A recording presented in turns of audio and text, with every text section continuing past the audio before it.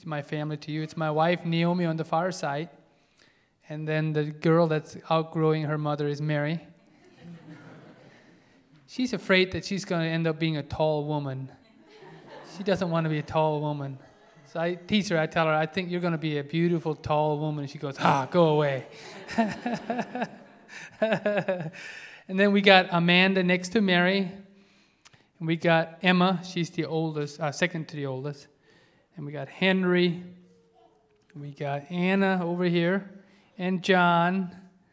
And Sarah, our youngest one. And Daniel. Yeah, so that's our family. So how many in total? 8. We have 8 children. Yeah, so you can take your seats again, but thank you. Thank you so much. How many of you are happy to see the Weaver family with us today? Amen. Yes, and we're going to be blessed for sure with this message that he's going to share with us. So now the time is for Brother Andy. And at the end, I would like to make a couple announcements. So please, when he finishes, don't leave, because those are very important announcements. All right. God bless you, Brother Andy. I'm using this, right? Yes.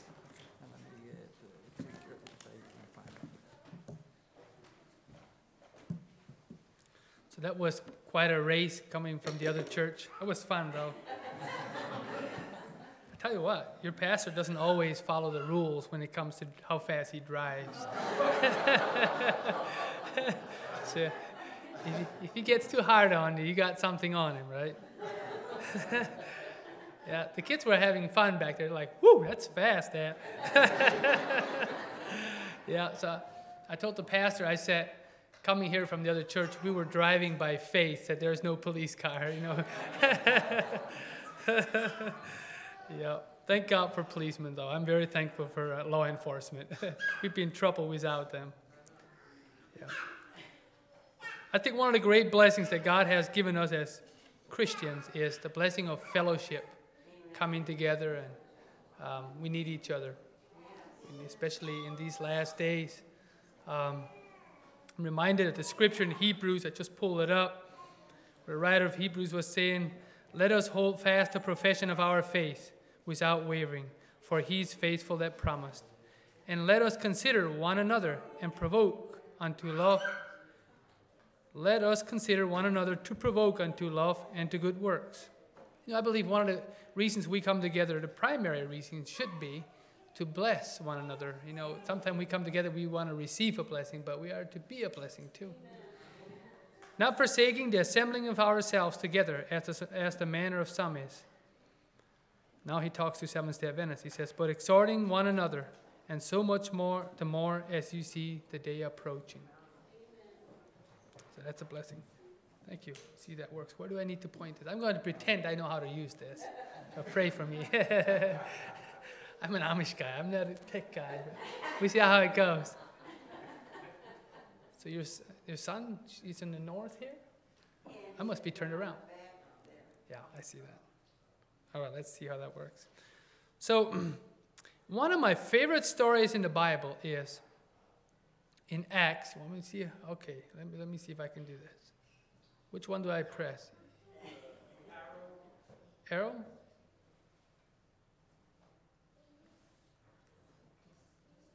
I should ask you when you were still up here. Okay, it's fine. Thank you. You know, Jesus spent 3.5 years with his disciples, and they were good people, but they were kind of a mess. And we know that just before he died, he brought them all together, and he wanted them to wash each other's feet, and humble themselves, and press together. And they all sat there, and they didn't want to wash each other's feet because they were afraid. Well, that means if I wash his feet, then he's greater than me. I can't do that. I can't let that happen. And then, can you click? There you go. Thank you. And then Jesus started washing their feet. It's one thing to say the Son of Man washed their feet, but if you think about it, he's the Son of God. This is the creator of the universe. He created everything for the Father out of nothing. And he's washing sinful human beings' feet. That's incredible. That is very incredible. So, but one of my favorite stories is after Jesus was resurrected, it says I think in Acts 1 that he spent 40 days with them and he spoke to them about the kingdom of God. Those must have been some of the most marvelous 40 days this world has ever seen. These disciples, discouraged and really empty of themselves, now God could work with them because they were about to go back and be fishers and just give up in life, in spiritual life, and go back to their old way of life. And God brought them together, and for 40 days they spoke about the kingdom of God. And when Jesus went back to heaven, these atomic bombs came walking back to Jerusalem. It's like these guys were loaded, ready for a new life. And Jesus told them to wait in Jerusalem, and he poured out his Spirit. And his critics said a few years later that, hey, they have turned the world upside down, and only a few people. You know, I'm grateful that in the Seventh-day Adventist Church, there's around 22 million members now. And that's a good thing. And it's way too small a number if you look at the world population. But at the same time, we know that God can do a whole lot with 12 apostles that are willing and empty of themselves and willing to follow the Lord. Can you click to the next one? Thank you. And that's my family. That's our family, and we just introduced to you. So that's Naomi and I, the way Naomi and I grew up. We're a little better kept here than where we grew up. The way we grew up was in the Swartzen True Brahmins Church. We were very primitive, and we were the most conservative of all people. The way we're dressed now is actually not Swartzen True Brahmins, it's Old Order Amish, more or less. So they have more colorful dresses, and the head coverings are different, so, yeah, we grew up Swartzen True Brahmins in Ohio. The Swartzen True Brahmins came out of the Old Order Amish. So about 120 years ago, there was only one Amish church out there. But today there are dozens and dozens of subgroups. They just, after 1915, I think is when the Swartzen True Amish church split away from the main group because they thought the main group was becoming too progressive. And so they split away.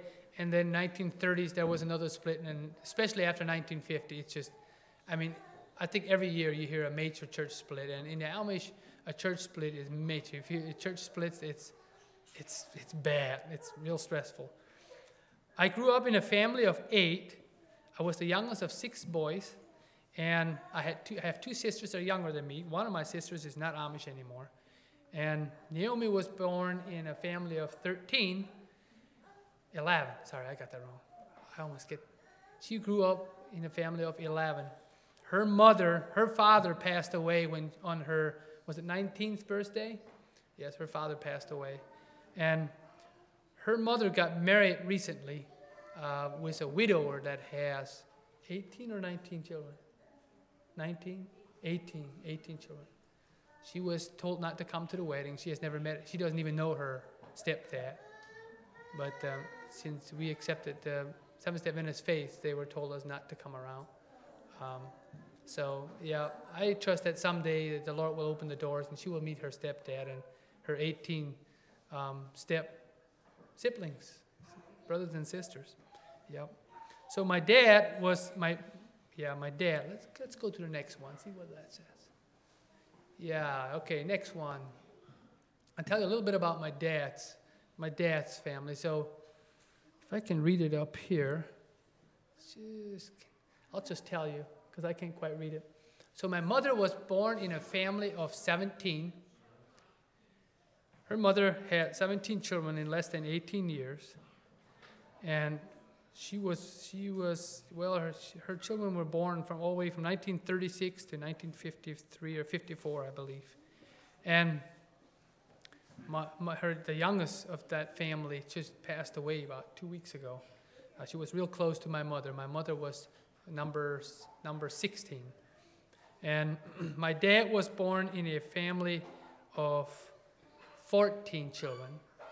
And when my dad was 7 years old, his father died. And so when my dad was 15 years old, his mother married another widower who had 14 children. So they brought the two families together, and they had 28 children. I was told that in the fall time, their basement looked like a supermarket. I think about 4 or so of those children combined were married, maybe 6, I'm not sure, but most of them were not. They were not married. Yep. When my grandparents died in 1995 and 1996 on the Schwarzentrooper side, my mother's side, their 17 children were all at the funeral. They were still all alive, and they were all there with their original partners, and they all had family. And so, who wants to guess how many grandchildren they had? You got it? 171? 79. Okay. Let me see that.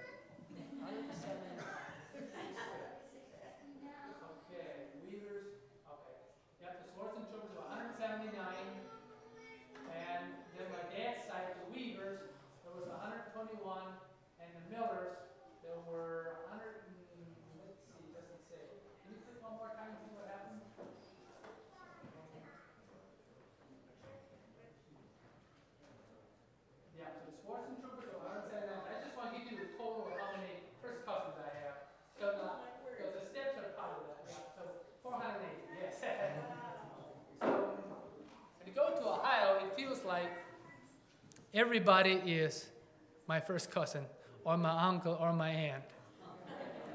Yeah, seriously. So if you ever go to Ohio and you see somebody with a straw hat, it's probably my uncle or my cousin. Yeah, all right. So let's go to the next one.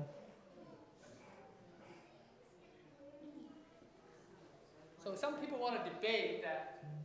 They want to say, well, that's a lot of grandchildren, but people tell me, well, we have 8 grandchildren or 15. We have a bunch of grandchildren. We have 15. And I say, well, I don't know how much equivocal, but in Psalms it says, children are an heritage of the Lord, and the fruit of the womb is a reward. As arrows are in the hand of a mighty man, so are the children of the youth. Happy is the man that has his quiver full of them. They shall not be ashamed, but they shall speak with the enemies in the gate. So if you don't have 17 children, then there's room for more. So everyone, sometimes we debate, well, how much does a quiver hold? Well, we know that it holds at least 17. Isn't that working? Is that working?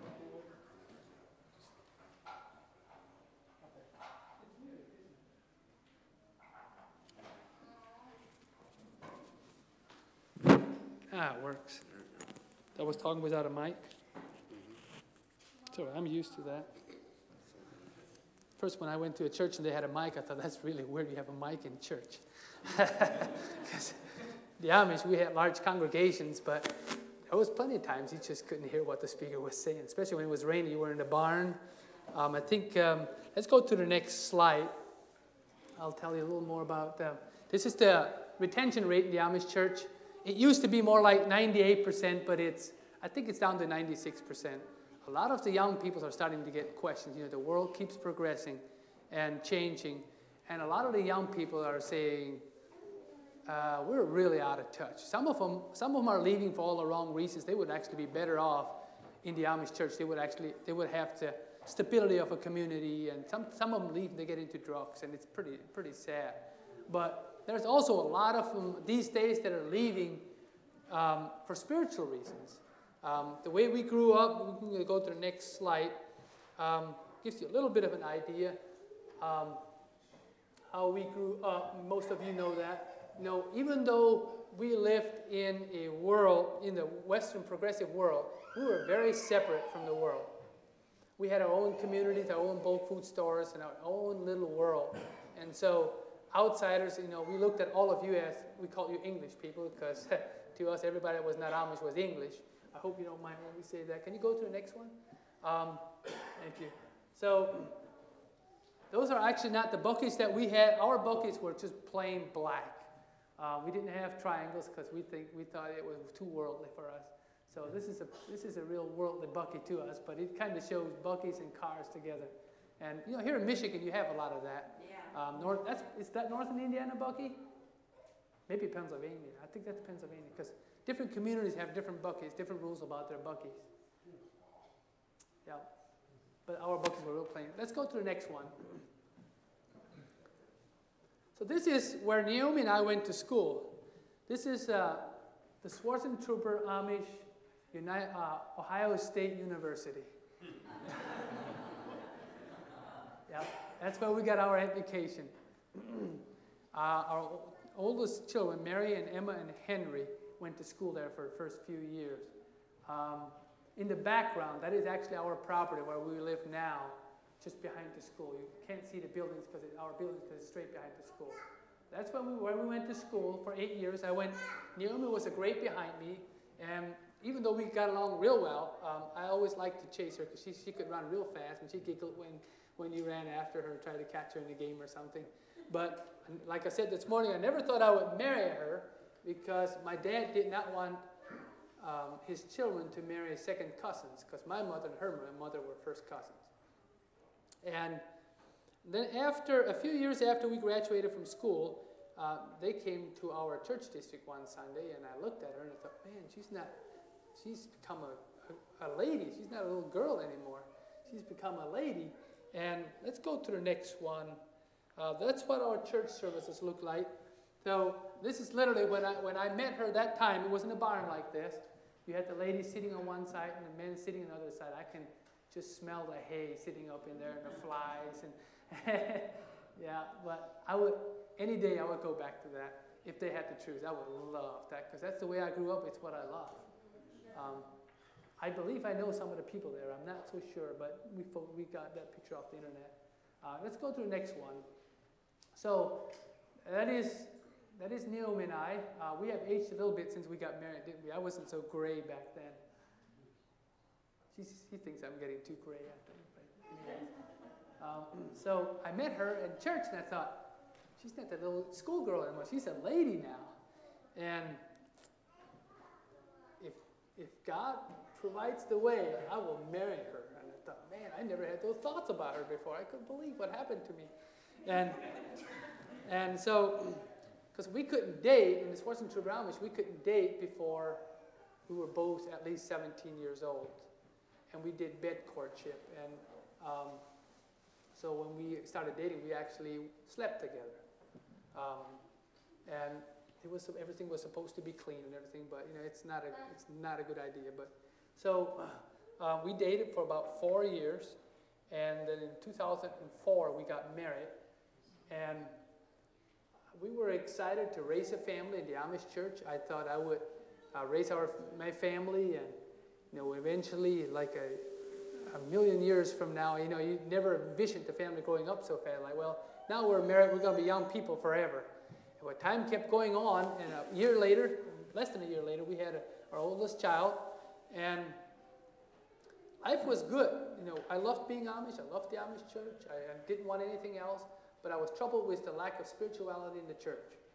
And not that I felt that I was very spiritual, but I had conviction. I always had strong convictions to follow God. Even though, the way I followed God was not always the correct way, but it was as good as I knew. And I always had, when I did something wrong, my conscience would prick me. I would be bothered by my conscience. And it troubled me. Some of the things that I saw going on, my dad was a bishop, and he was a senior bishop of the one Amish, I'm going to call it a subgroup or denomination. So there's like 15. He's actually started his own church in year 2000, and he has like 25 or so bishops under him now. And so he's Andy Senior, and I'm Andy Junior. But my dad got a lot of flack because he was extremely conservative and always wanted to make more rules to help keep the people like there always was. Because the world changes, and you might not see it, but inside the church, little things start changing. Like the young people, they don't think like the old people because they grow up in a different world. And so my dad was always trying to make rules to stop any progressiveness or anything. And I was with him. I would have fought a war for my dad. But my dad, the fact that my dad was being, the critics were always after him, it really annoyed me. I started reading my Bible, and one evening I was at my brother's house for supper, and one of my other brothers was there, and he told me that he's got a book that I need to buy too, because he knew I was becoming very interested in spiritual things like the Bible, and which in the Amish are very formal. They have a beautiful life. You look from the outside and it's like gold, but not everything that glitters is gold, right? And so there's a lot of internal strife in the Amish community. It's just like everywhere else. There's a shaking. And this is the book. You can click again if you would. This is a book. It's kind of like the Fox Book of Martyrs. Seems like Seventh-day Adventists are more familiar with the Fox Book of Martyrs. This is called the Martyr's Mirror. This was compiled by the Mennonite Church, and it gives accounts of the early Anabaptist people, their court cases, like the minutes of their court cases and everything. It's a fantastic book. And so I went out of the community. I bought myself an English one because we were not really supposed to have English books in our homes, English spiritual books. We had our own little reading books, storybooks and stuff. But when it came to spiritual things, it had to be German, because we believed that German language was sacred, and everything that belonged to the church is to be German. The sermons in our church were German, and of course the young people couldn't understand them because we speak a dialect of German, which is Pennsylvania Dutch, but it's still different. And so we as young children didn't understand too much of the sermon. But I read that book, and we were always worried about when God judges us, when Jesus comes back and sits on his throne and judges us, how are we gonna have enough fruit, good enough fruit? Are our works gonna justify us? And that was our big concern. And I read that book, and I was shocked that the early Anabaptists believed in righteousness by faith. I thought, that is really, really something. And they gave scripture for it. And also, during the time that I bought this book, I was reading some literature from another denomination that spoke a lot about righteousness by faith. And I was starting to see that it's a very biblical thing. And they were also teaching that, the law was done away at the cross and everything. So I started telling my family, look, all these things are fine, but we're not made righteous because of those things. I remember I was at a meeting one time with my family, and I explained to them, I said, look, we're not righteous because we do what we do. We are righteous because we believe in God. We believe in Christ. And I told them that we are not to be in bondage, but we are set free. And they looked at it, especially my oldest brother. He looked at me like, Andy, you are on your way out. This is bad news. When you talk like spiritual things like that in everyday life, you're not supposed to do that. And he was worried about me. I could see it. He's like, well, you think about leaving the church? I'm going, no, I'm not leaving the church. But I said, it's Bible truth. The idea of righteousness by faith. One of the things that they said was that we are justified by faith. Let's go to the next slide. I might have that up there. What does that say? Oh, that was a big one for me. So we always believed that whenever there was conflict in the church, what would settle it was tradition. So we would go back and say, well, this Bishop Sam Schwarzentrooper 50 years ago, whatever, this is what he said. So we'll go back to what he said because he must have been a spiritual guy. We'll go by what he said. It was always, tradition is what took precedence over everything. And one of the guys that was being questioned, that I read the story in the book about, was an Anabaptist person, and he was being harassed about the color of his shoes. They said, well, the color of your shoes is inappropriate. And he said, well, we don't walk by sight, we walk by faith. And I thought, that's crazy. We were taught that your shoes should be black. And I still got black shoes today, but I think your shoes are fine. So we were taught that your shoes need to be black. And I thought, I can't believe that our Anabaptist reformers, forefathers, didn't, they weren't worried what kind of color shoes they wear. And the other thing that he was being accused for at the court case, as I was reading the minutes of this court case in this book, was they were saying, well, look, these have been traditions that have been handed out from generation to generation. You can't deviate from them now.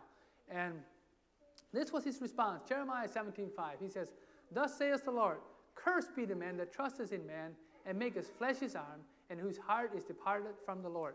And I read that and I thought, so the Bible says, accursed is the man that relies on man. That's what we do in church. That we just do what people tell us to do. And that was like an earthquake to my foundation in my spiritual life. And I wasn't sure. I read that. I looked it up, and I highlighted in my Bible. I'm like, that is just the craziest thing. But you can click one more time. I think the other scripture is going to come up about we walk by faith and not by sight. Yep, that's the one. And so one of the things that troubled me, it seemed like there was a blatant contradiction in the Bible, because in 2 Timothy 3, Paul is writing to Timothy, and he says, but you must continue in the things wherever you have been taught. And so we always interpret that literally. So we say, okay, so if you were brought up Muslim, you must stay Muslim. If you were brought up Amish, you stay Amish, and so on.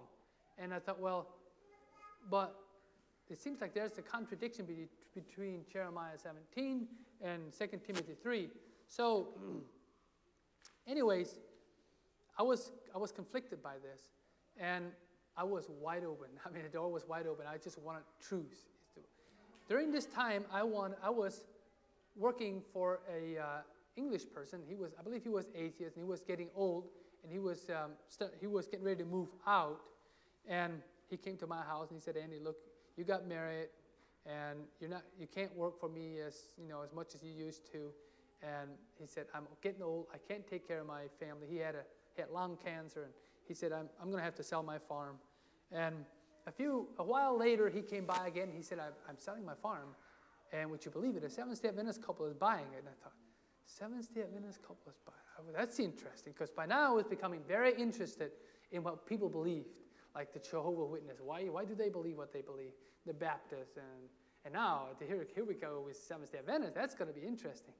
And I didn't want to leave the church, but I thought, we should be a little more open to, talk spiritual things with people and ideas and stuff. And I was hoping that the Lord would revive the Amish church. The Lord would bring spirituality back into the Amish church, because I clearly saw that we had our priorities wrong. So we are all focusing, when we come together for church, a lady gets up, walks out with her child. We're watching the lady make sure she's dressed right. And the guys were making sure their haircuts. Like when I come around in the morning, I would shake everybody's hand when I got to church. And the bishop would, or the ministers, they would look at my hair. I could see it, make sure his haircut is right. Because we had so much stress about how we're dressed. And how we're dressed matters. I understand that. And I'm totally convicted of that. Because God wants us to dress like He told ancient Israel, for glory and for beauty. And so, but it was our focus. The externals were our focus. And so it didn't take too long until I met the Seventh-day Adventist person. And before I met him, actually, my brother met him. And my brother told me, he said, this is fascinating. He said, they hold communion just like we do. They have foot washing just like we do. And they believe in the Ten Commandments just like we do.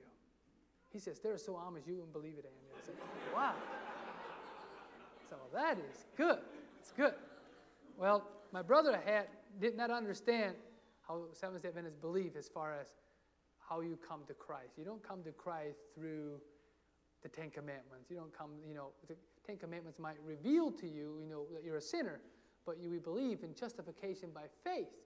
And so at a barn raising, I met this Seventh-day Adventist person, and I spoke with him, and he invited me to their house.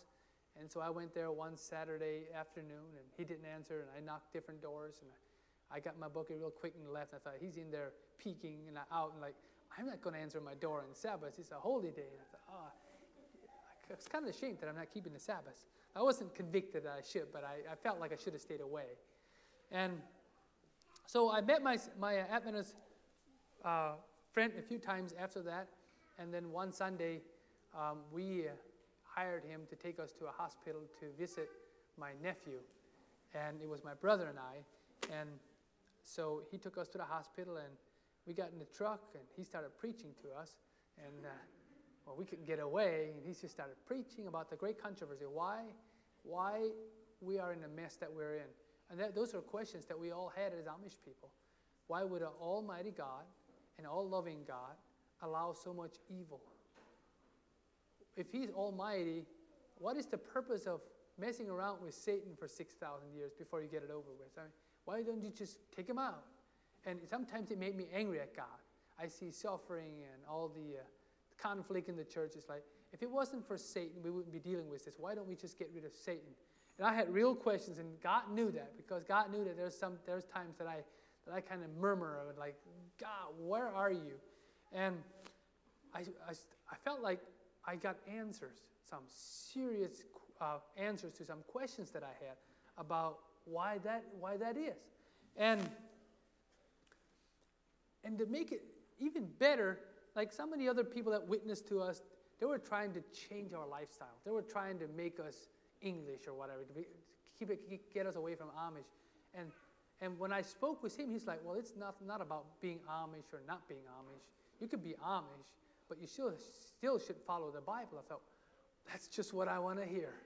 That's what I want to hear. And so he gave me a book when we came back.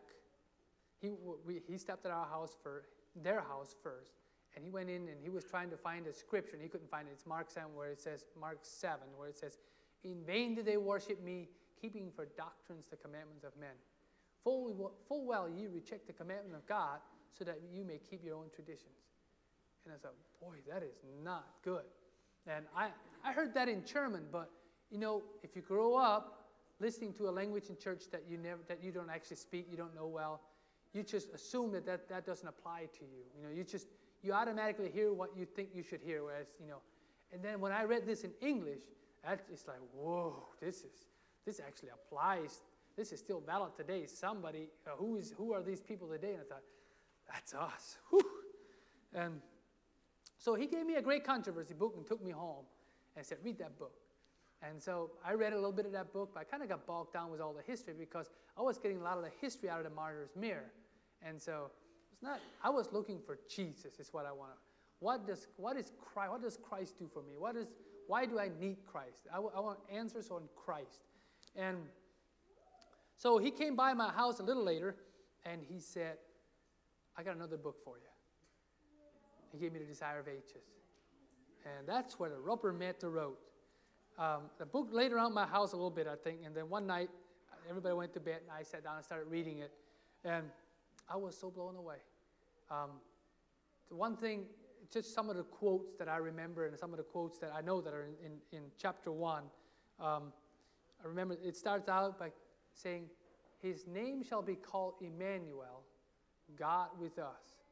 So somehow that struck me differently. God with us. And here I got a note here. One of the things that I remember was, since Jesus came to dwell with us, we know that God is acquainted with our trials and sympathizes with our griefs. So is God really, does he actually sympathize with me? I didn't know that. I cannot imagine God sympathizing with me. But here it says he does. I thought, if he was the Son of God, I always wondered why he was the Son of God and also the Son of Man. But I thought, is God really like Jesus was? That's very interesting.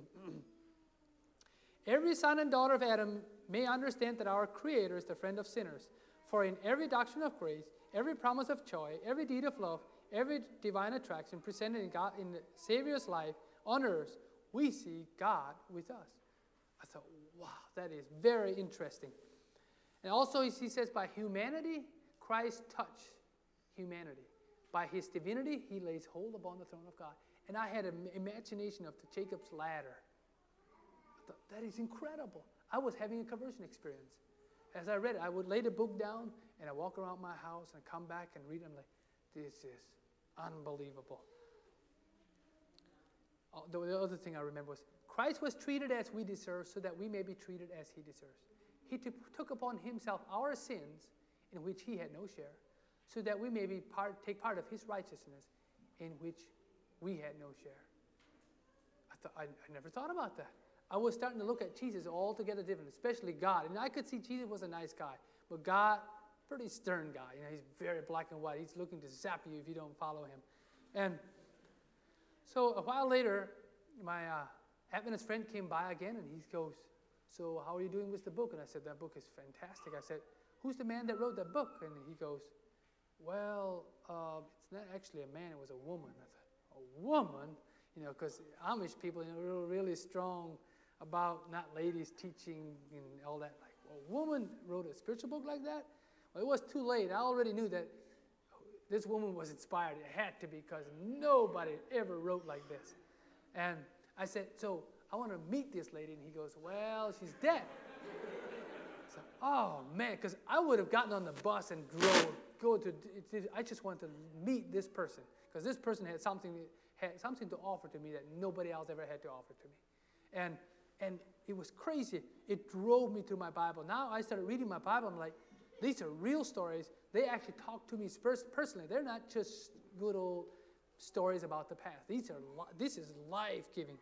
And also during this time, there was controversy going in our community about a hunting law that went into effect.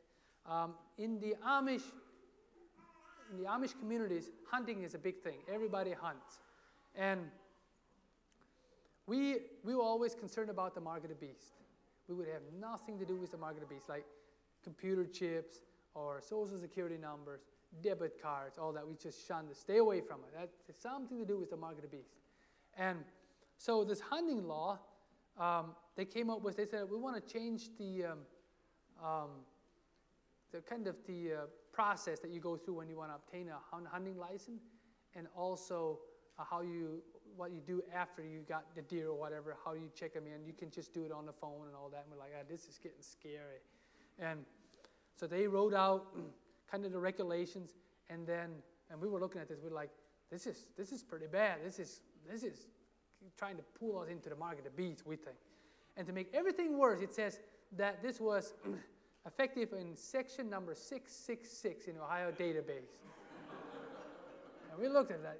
Well, they're getting really blatant here. And we're like, well, we're not going to do that, but we are going to hunt. We're going to hunt illegally if we have to. We're still going to hunt deer.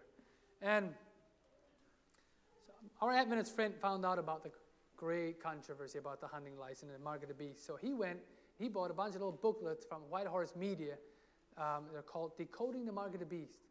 And he gave me a couple of those, and gave other people a couple of those. And I read that, and I thought, this is the truth. This is the absolute truth. Who in the world comes up with the idea that a beast in the Bible prophecy is a computer, when it's so clear what it is? And the mark. And so when I went to the meeting that evening with all the officers from the Ohio Department of Natural Resources, I knew what the mark of the beast was, and I was convicted. And I sat there, and these guys were hee-hawing. And finally, one of the Amish guys says, well, look, it's just like the song that we sing in our communion services. It's song number 666. And the guys from the Department of Natural Resources were clapping their hands like, yeah, you're getting it.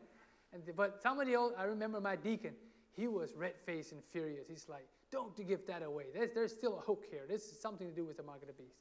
And so I went and I saw my bishop. I said, look, if we are so concerned about the mark of the beast, why do we go to the Department of Natural Resources to try to figure out what it is? Why don't we go just straight to our Bibles? Amen. And I still feel sorry for him when I think about his face. His face looked like he looked really embarrassed. And he said, well, I didn't go. And I said, well, nevertheless, you sent them. And he goes, well, yeah. And I said, look, the answers are right in our Bibles. Why don't we just go over to our Bible? He was starting to get really worried about me. And because you're not supposed to talk to a bishop about the Bible. He talks to you about the Bible. But they interpret the Bible for you, not vice versa. And so he was getting worried. And also word was getting around. Andy's like in work bees. Andy's talking about the Bible. That's a problem. You're supposed to be focusing on getting work done. And then on Sunday we come together and we talk about the Bible. We teach you about the Bible.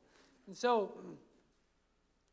things were getting pretty hot. I want to read one more quote to you that really struck me. And if you want to know the condition of the Amish church today, this is it.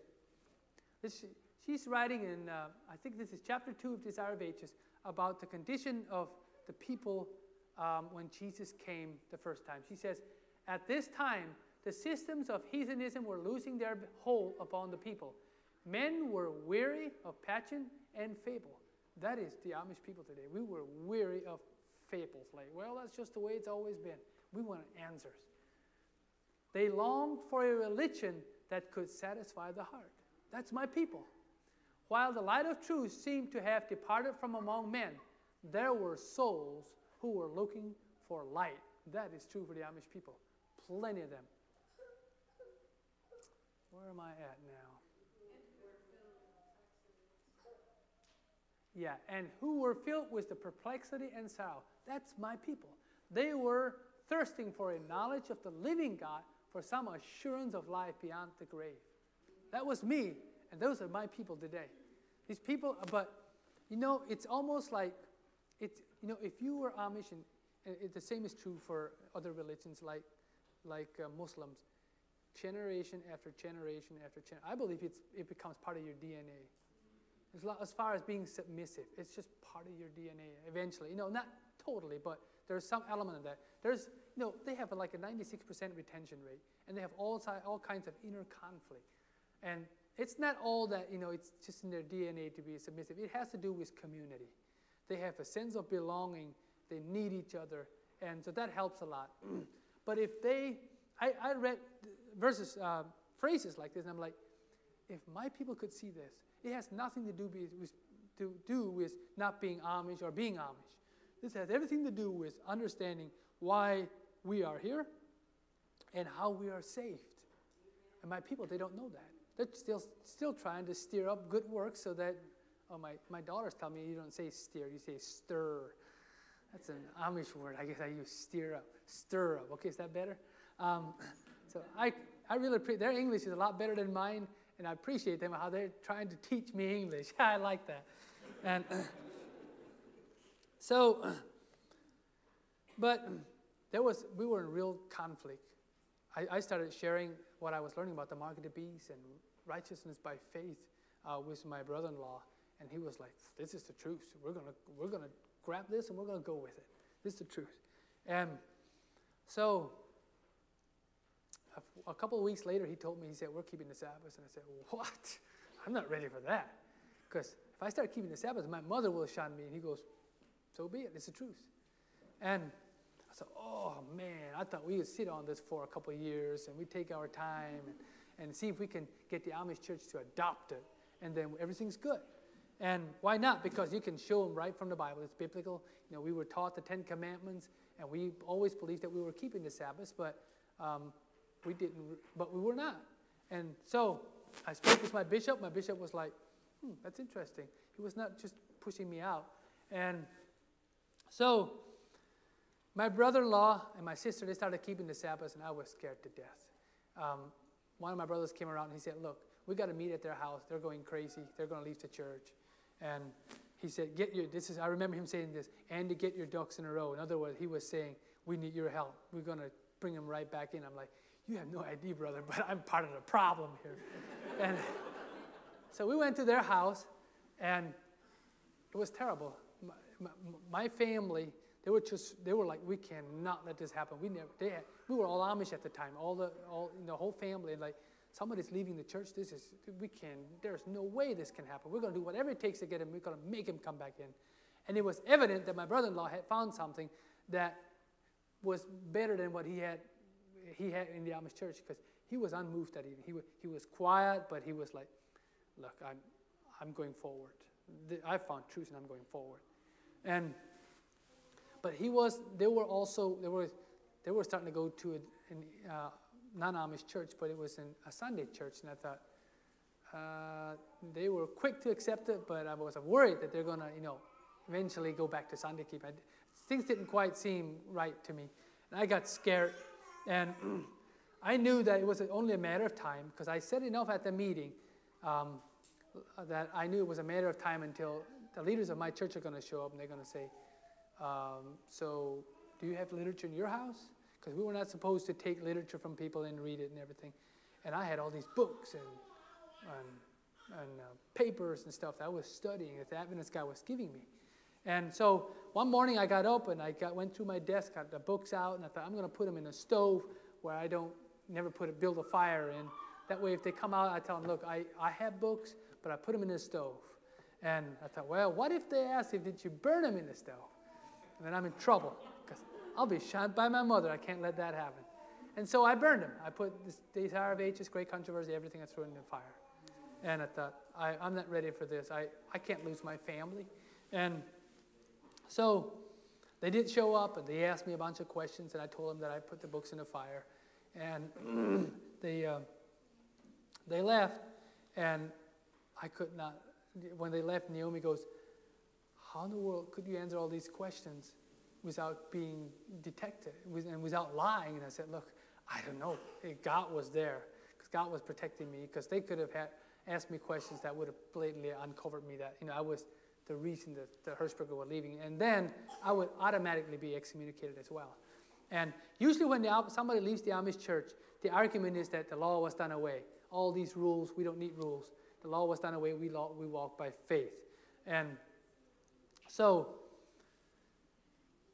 we went to church that next Sunday, and there was a bishop from Pennsylvania there, and he obviously did not know that the Seventh-day Adventist people, actually upheld the law of God. They believed in the law of God.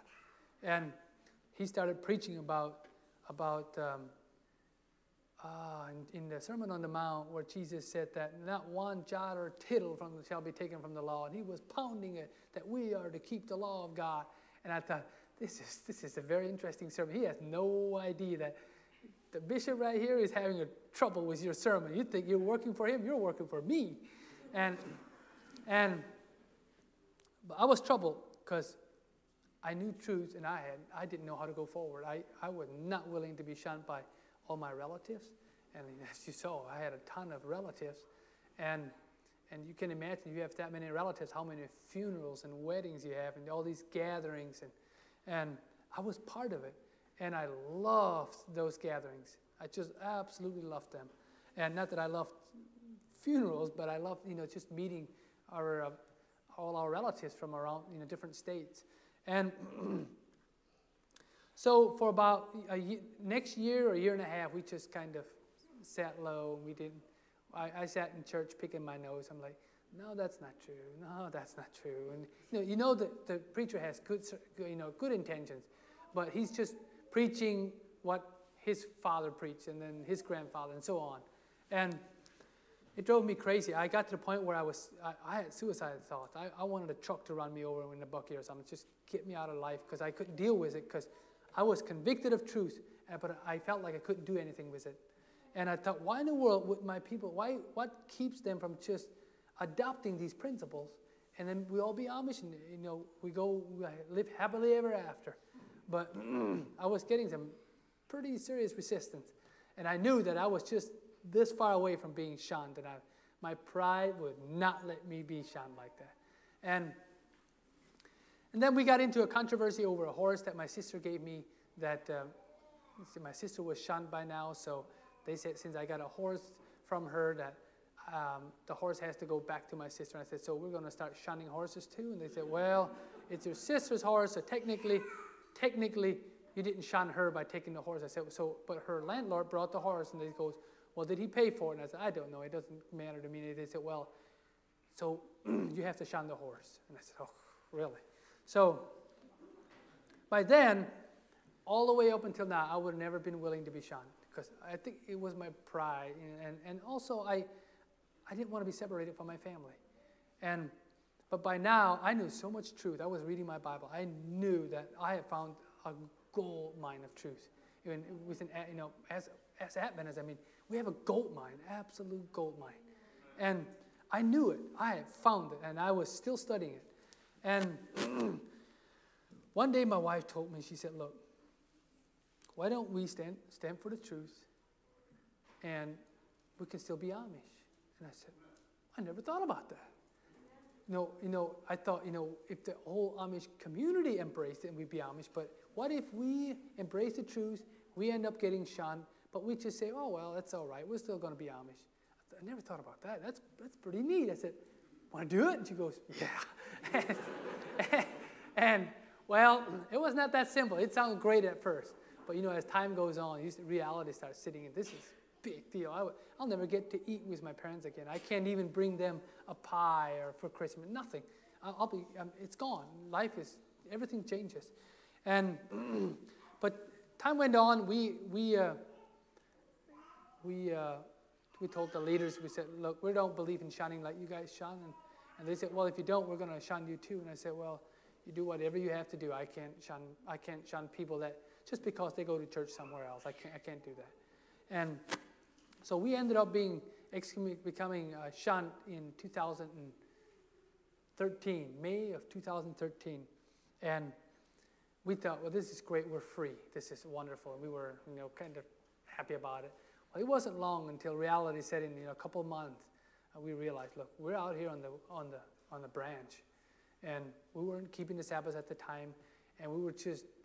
Naomi's mother was living with us, so it was very difficult for us to go from Sunday keeping to Sabbath keeping, because we quit eating pork. We could do that and not be discovered so much. But when it comes to Sabbath keeping, that breaks the deal. And but eventually, Naomi told me that she doesn't want to give birth to, I think it was Daniel. She was pregnant with Daniel, and she said, I want to give birth to Daniel. And we're still Sunday keepers. She said, I want to be a Sabbath keeper. And so we started keeping the Sabbath right after, this time of the year, wasn't it? February of 2014, right? We started keeping the Sabbath. And we started mingling a little bit with Seventh-day Adventist people, and one of the things that kept us going was some Seventh-day Adventist people coming out encouraging us, and we shared with them that we believe the Amish people should know about this truth.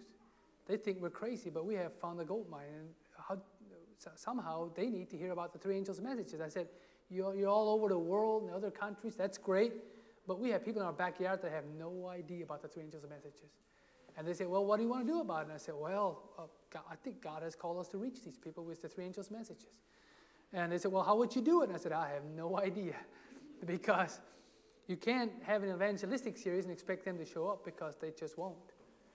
And you can't just go and give them literature, because they won't take it.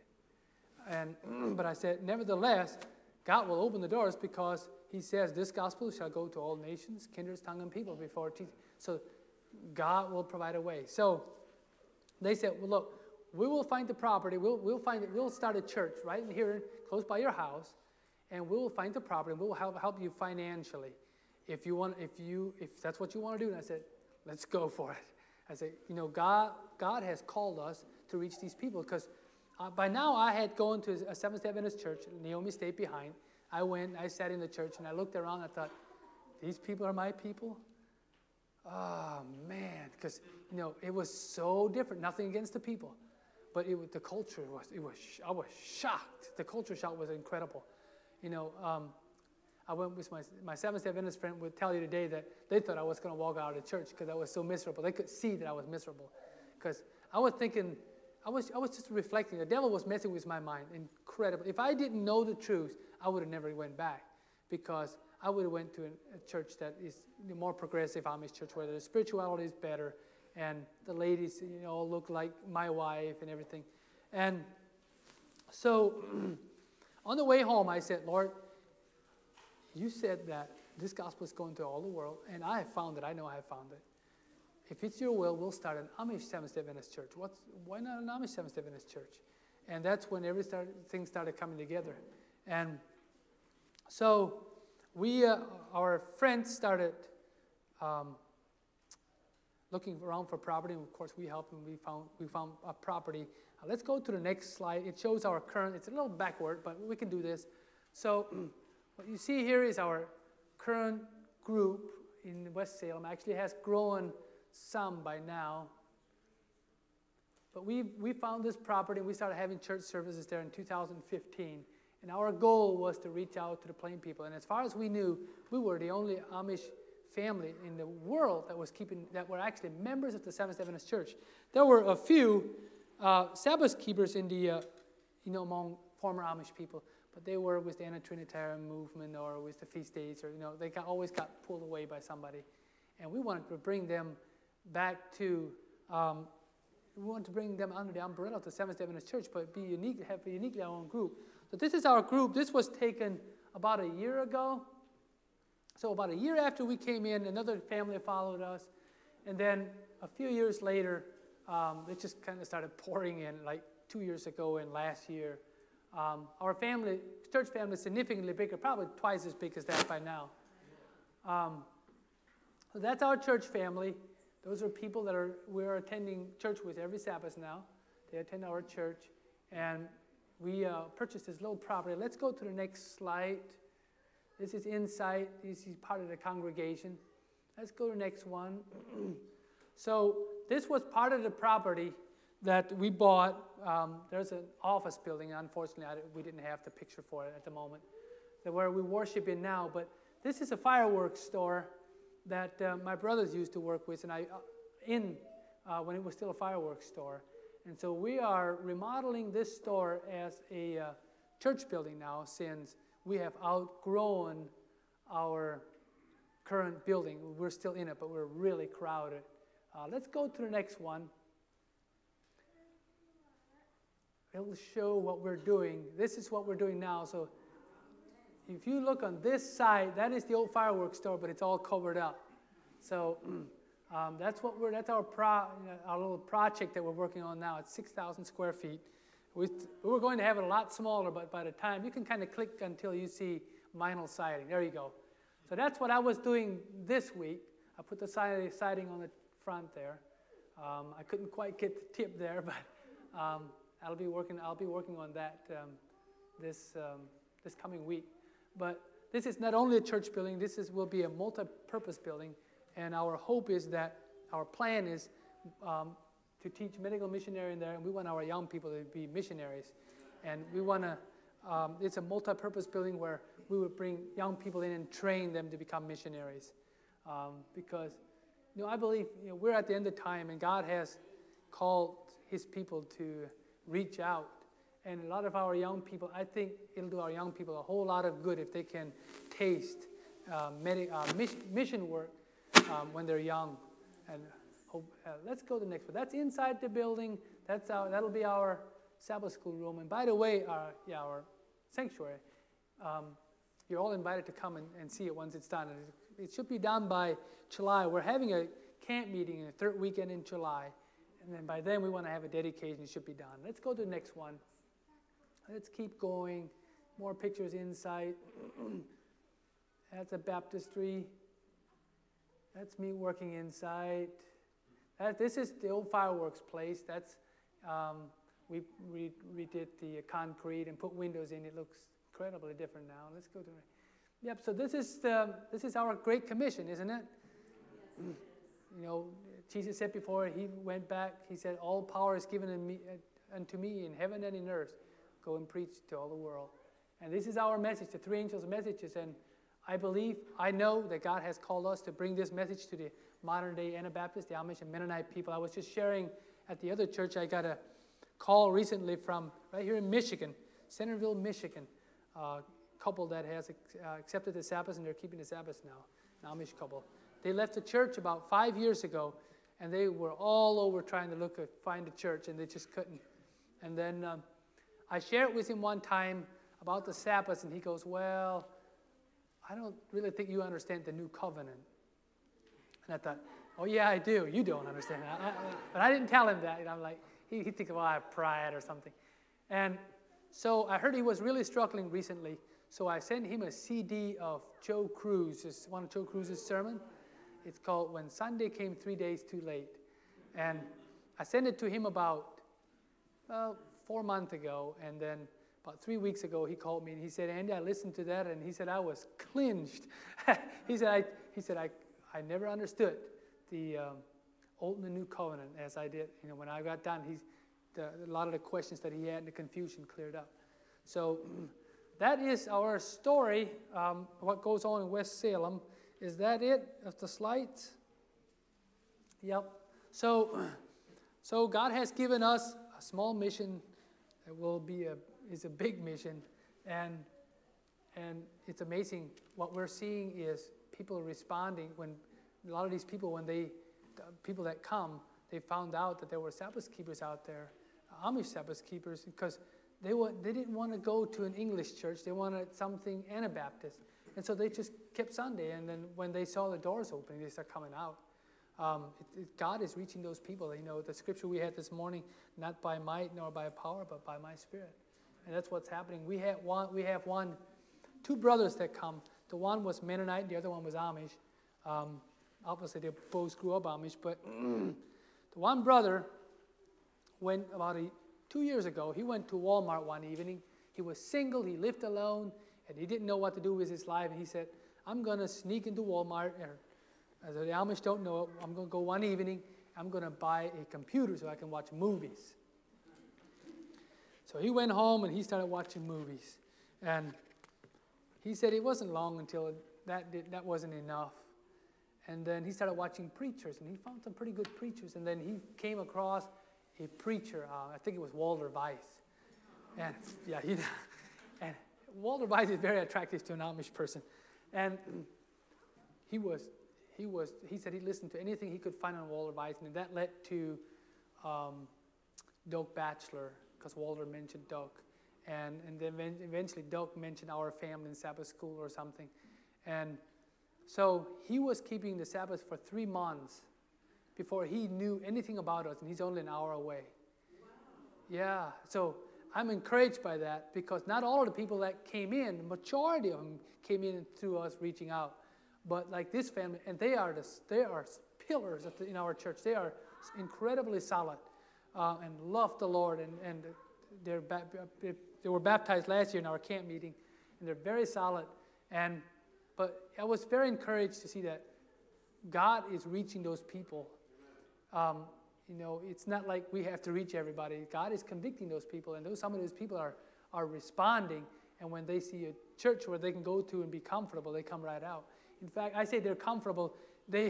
I tease them that they're humiliated to come to our church, because they were part of a very progressive Amish church, and we were very conservative, so they always looked down on us. So they say, well, yeah, it's our family makes fun of us, so you guys are worshiping with those Swartz and Trooper Amish up there? And I go, yep, that's right. We're united on truth. And so thanks for praying for us. I think we got some brochures here for us. We appreciate. I know some of you have supported us and appreciate that. Thank you for your prayers. And I didn't mention this to the pastor, but I brought papers. Maybe we'll leave them here and you can deal with it later. If you guys want to, we do put out a newsletter, give you updates, what's happening, testimonies, and so on. If you guys want to sign up, you can. It's up to you. And then whenever our newsletter goes out, you would get updates what's happening at West Salem Mission. So I want to invite each one of you to come visit us sometime. We're there each Sabbath. I travel about once a month now, so I won't always be there, but we'll have the schedule on our webpage to where you can see whether I sure hate to miss you when you come out. And so we are about 3 hours from here, so it's not too bad. So yeah, one thing you might enjoy is coming to our camp meeting. It's the third weekend in July. So we have some good speakers, good Seventh-day Adventist speakers. So I will conclude with that. Should we take questions and answers? So if any of you have questions, I can try to answer them. Maybe in the meantime, you can do what you need to do and let people think a little bit. You got a question? Okay.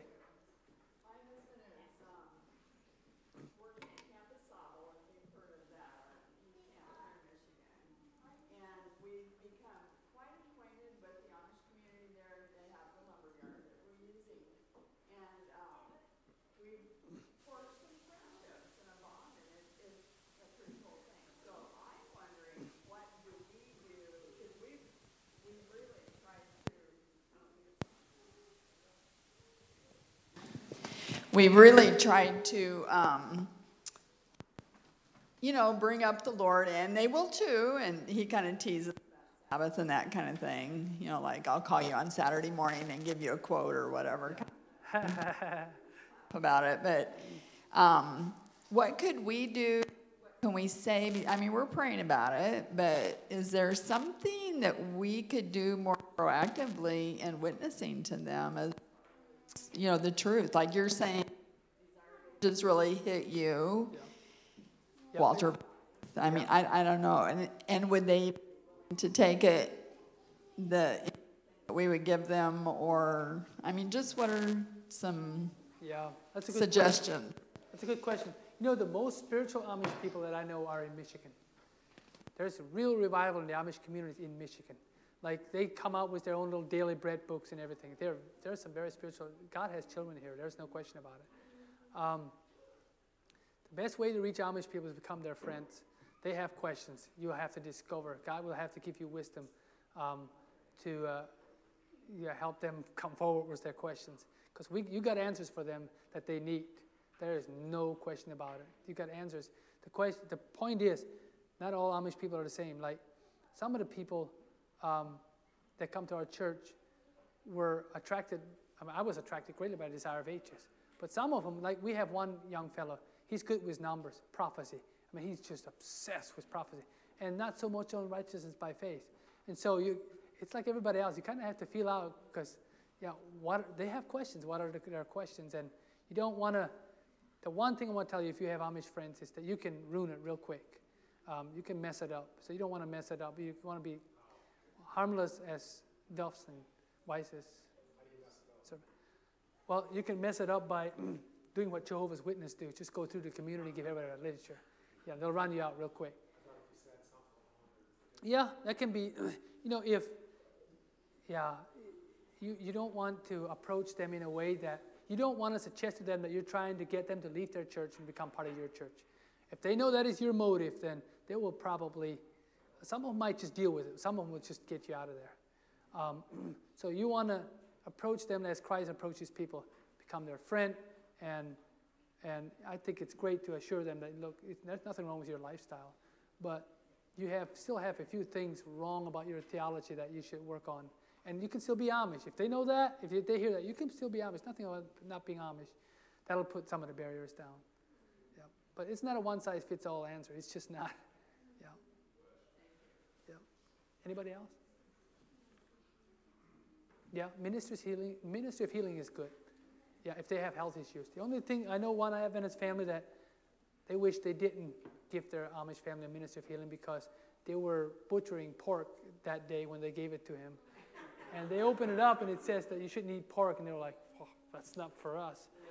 And so they regret it. So, but it is some Amish people, some of them, a lot of Amish people are starting to wake up to the health, living more healthy and everything. Because the Amish are real good cooks, and it shows up. Even though they live a good country life, they don't get older than anybody else because of heart disease. Because they eat so much eggs and milk and cheese and meat, and they don't get ill. If it wasn't for that, they would get, scientists or doctors say that they would get significantly older, but they don't. It's the heart disease that kills them. Yeah. Okay, anybody else? Yeah. I'm just more curious than anything, people that attend your church and yourself, how Amish is their lifestyle? Are they still without automobiles and electricity? No. So for the first 4 years, we didn't have an automobile, but everybody that came out, they got automobiles because, for one thing, they got shunned, so they had to leave the community for work, and it was too difficult. Some of them would kind of drag around a little while and like, it doesn't work for us. And so eventually what happened is you have all the converts that are driving cars. They still dress Amish, but they're using cars to go to work and everything. And it was for those of you who are church leaders or have been around for a while, it kind of brought some contention in, like, okay, so the face of the mission of our church is driving a horse and buggy, and we have cars. This is a contradiction. This is going to confuse the Amish. And anyways, we started driving last year, and we're glad we did. It makes life a whole lot easier. But, we've learned pretty quickly that it's not cheap. Cars are not cheap. They're not an investment. They wear them out. We still have just a van, and we got help with the van. But eventually, I want a truck. But it's not cheap. And if you're doing mission work, you don't have all the money laying around, and so it's working out. So even though our congregation, you walk in, it's largely Amish. They do drive cars. And it's, if you're not pushed to, if you're not coerced to maintain your lifestyle, automatically you lose some of the convictions. Like, we sing a lot of English songs because we enjoy the English songs. So if you came to our church, church services are quite English, actually. Yeah, we might sing some German songs. Anyway, yeah.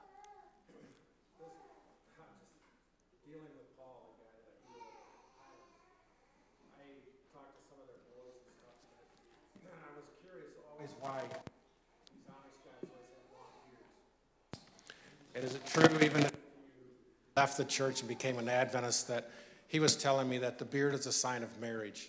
Yeah. You never trim that beard, never cut that beard once you become married. Yep, that's true. Yep, that's true. I didn't know if he was kidding. Yep, no. He's got a real long beard. Yep, they usually, when they join the church, before they get married, they grow a little beard, but they trim it. And then after you get married, you're not allowed to trim it. And I hated that because my beard wasn't very nice, and it's still not very nice, but it's better. I'm like, it drove me nuts that I couldn't trim my beard. So you're allowed to trim it now?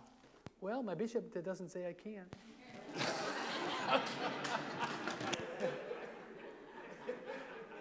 I was not suggesting that she's my bishop, though. I was just looking at it. I was thinking, one more thing about our conference president or somebody, yes. Yeah. I do enjoy the liberty of living my life, having all the books I want in my house without, church leaders knocking on my door asking me what I got. So I do appreciate that. You think we should wrap it up? One more? We got one more?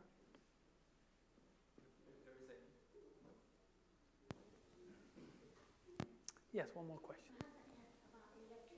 Yeah.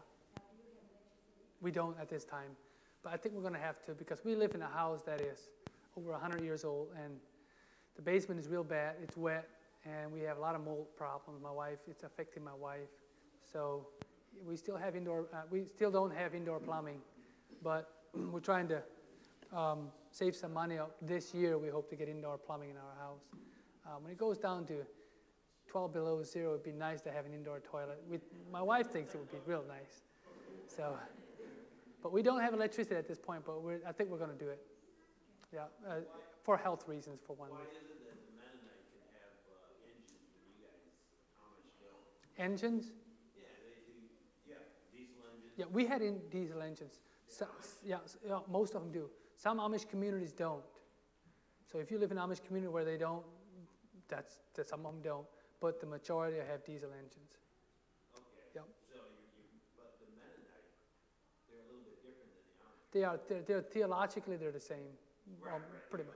Yeah, it's just they don't look at. You can't use rubber on the tire. Yeah, yeah. Do you have horse and buggy Mennonites here? I don't know. Ohio has them, and Pennsylvania and Kentucky has a lot of them.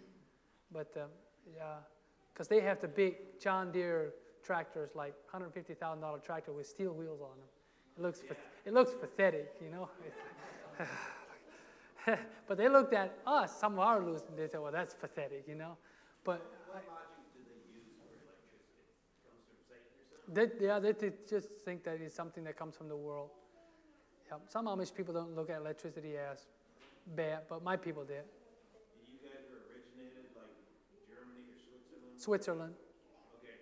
They live like your style over there? Yeah, I'm sure that's where it kind of started out because, in the turn of the 20th century, the world started really changing. And the Amish said, we're not going to change.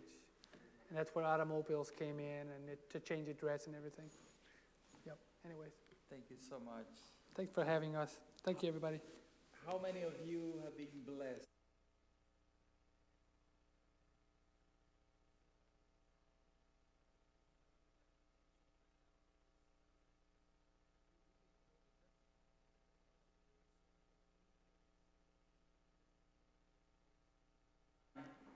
You're not able to hear, but if you really want to know, Andy made this book. He wrote this book called The Anabaptist Remnant.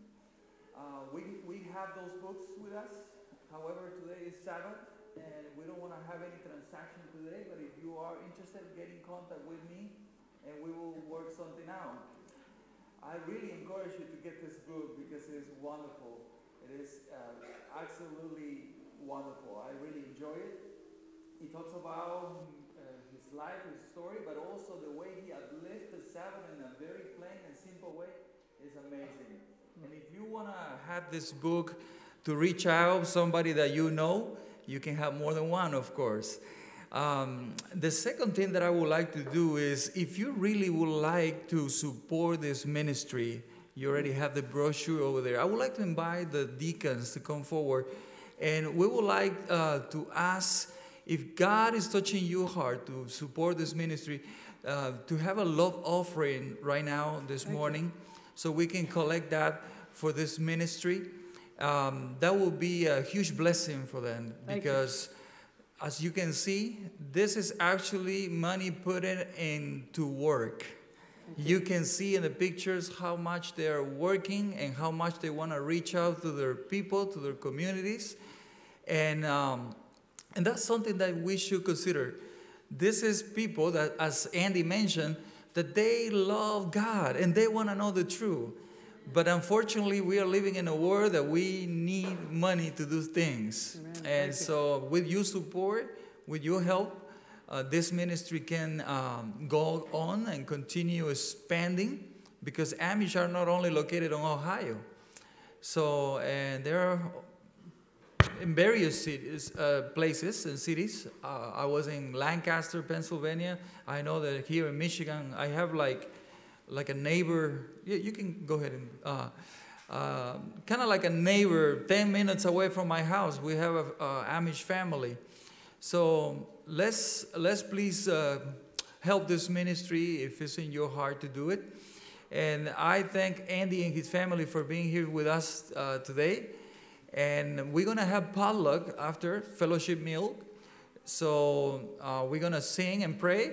And if you have more questions for Andy and his family, they're going to stay with us during potluck, during fellowship meal, so you can be able to mingle a little bit and get those questions answered. So you're welcome to stay with us today. God bless you, and thank you so much for being with us. So now we're going to stand up, and we're going to sing the hymn 340, Jesus Saves.